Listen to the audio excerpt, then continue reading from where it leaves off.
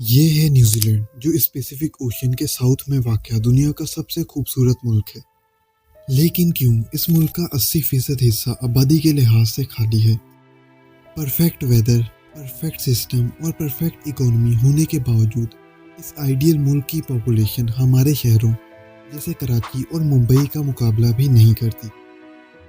تو آخر کیوں بہترین کلائمیٹ اور خوشگوار موسم ہونے کے باوجود یہ ملک 80% آبادی کے لحاظ سے خالی پڑا ہے؟ نیوزی لینڈ سے 8086 کلومیٹر دور واقع یہ کنٹری فلیپینس، جس کی پاپولیشن 114 ملین تک ہونے والی ہے، جبکہ نیوزی لینڈ کی پاپولیشن صرف اور صرف 5 ملین ہے۔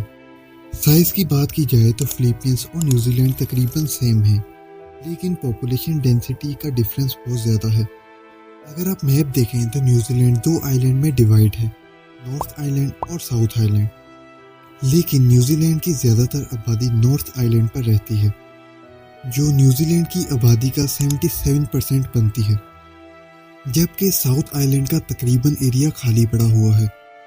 نیوزی لینڈ کی موسٹ پاپولیٹڈ سٹی آکلینڈ ہے، اور یہ سٹی بھی نیوزی لینڈ کے نارتھ آئیلینڈ پر ہی واقع ہے، اور نیوزی لینڈ کا دارالحکومت ویلنگٹن شہر بھی نیوزی لینڈ کے نارتھ سائڈ کے کارنر پر موجود ہے۔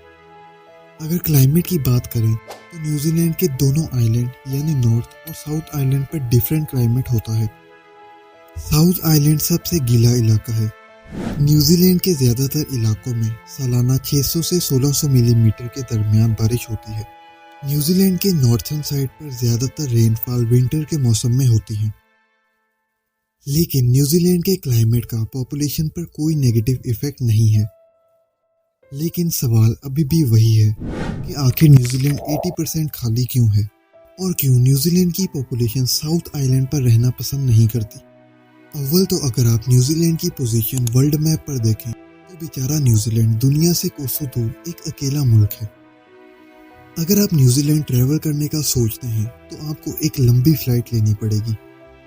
مثلاً اگر آپ کینیڈا سے نیوزی لینڈ ٹریول کرتے ہیں تو تقریباً 15 سے 16 گھنٹے لگیں گے، اور اگر انڈیا سے ٹریول کریں تو 14 گھنٹے، اور پاکستان سے 16 گھنٹے نیوزی لینڈ پہنچنے میں لگ سکتے ہیں۔ Back to the point, New Zealand دیکھنے میں تو ایک ہرا بھرا ملک نظر آتا ہے، لیکن ملک کا صرف 50% حصہ کاشتکاری کے قابل ہے، کیونکہ ساؤتھ آئیلینڈ پر پہاڑوں کی تعداد بہت زیادہ ہے، اور پہاڑوں پر کھیت اگانا it's not possible. South Island کی زمین بالکل ایکول نہیں ہے۔ اونچے اونچے پہاڑوں کو توڑ کر گھر بنانا اور پانی کا پہاڑوں سے بہت نیچے ہونا، پراپر الیکٹریسٹی اور دیگر سہولیات کے بغیر عام انسان کا وہاں رہنا بہت مشکل ہے۔ اسی لیے ساری سہولتوں کو دیکھتے ہوئے نیوزی لینڈ کے لوگ زیادہ تر نارتھ آئیلینڈ کی طرف رخ کرتے ہیں۔ نیوزی لینڈ میں بارشیں زیادہ ہونے کی وجہ سے وہاں کے میدان ہرے بھرے ہو جاتے ہیں، اسی لیے وہاں کے لوگ مویشی پالنا بہت زیادہ پسند کرتے ہیں، اور حیران کن طور پر نیوزی لینڈ کی آبادی سے زیادہ وہاں پر شیپس موجود ہیں۔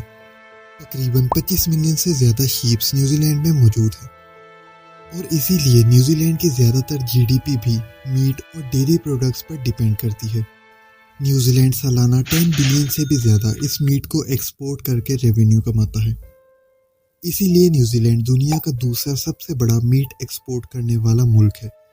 چونکہ نیوزی لینڈ کا ساؤتھ آئیلینڈ ایک ان اسٹیبل سائڈ ہے جہاں رہنا بہت مشکل ہے، اسی لیے وہ زیادہ آباد نہیں، اور شاید ہمارے لیے یہ پاپولیشن کچھ بھی نہ ہو، لیکن نیوزی لینڈ کی گورنمنٹ کے لیے یہ پاپولیشن ایزی ٹو کنٹرول ہے۔ اسی لیے نیوزی لینڈ کی گورنمنٹ نے 9 نومبر 1920 میں وائٹ نیوزی لینڈ پالیسی بنائی، جس کی وجہ سے دوسرے ملک کے فرد کا نیوزی لینڈ میں پرماننٹ رہنا بہت مشکل بنا دیا گیا۔ لیکن اس پالیسی کی وجہ سے پاپولیشن پر کافی گہرا اثر پڑنے لگا۔ اسی کو دیکھتے ہوئے نیوزی لینڈ گورنمنٹ نے 1980 کو اس پالیسی کو مکمل طور پر ختم کر دیا۔ اب ایشینز اور دیگر لوگ آسانی سے اس ملک میں رہائش پذیر ہو سکتے ہیں، اور شاید اتنی کم پاپولیشن ہونے کی وجہ سے ہی نیوزی لینڈ ایک ترقی یافتہ اور پیسفل کنٹری ہے۔ تو ناظرین، امید ہے آپ کو آج کی ویڈیو پسند آئی ہوگی۔ یہ رہی آپ کی اسکرین پر کچھ ویڈیوز جن میں ڈیفرنٹ کنٹریز کی لو پاپولیشن کے بارے میں بتایا گیا ہے۔ ان ویڈیوز کی لنک ڈسکرپشن میں موجود ہے، آپ چیک آؤٹ کر سکتے ہیں۔ تو ملتے ہیں نیکسٹ ویڈیو میں، تب تک کے لیے اللہ حافظ۔